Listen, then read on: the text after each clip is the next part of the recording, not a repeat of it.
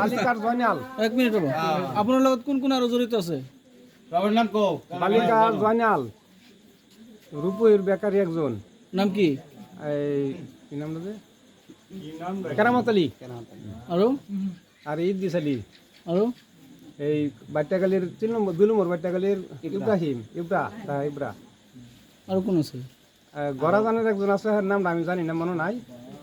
অনুষ্ঠানে কিমান দিনৰ পৰা কৰি আছে এনেকুৱা ধান্দা? 5 মাস। 5 মাস ধরে কিমান টকা লুটিলে? না আমরা তো যেমন হচ্ছে শাড়ি কম বেশ করে তার মানে 5 মাস ধরে হুন উঠাই আছে আপোনালোকে? খালি হ্যাঁ উঠাইতে আছে। কিমানখিনি উঠালে? এক লুচাও না, এক রতিও না, খালি পয়সাই না খাইয়া শেষ করছে। ওয়ান লাস্ট পর্যন্ত আমরা এই যে আপনারা কিমান টাকা দিছিলে? সর্বমোট 16 লাখ হইছে। 16 লাখ টাকা দিছিলে। 16 লাখ খালে কোনে?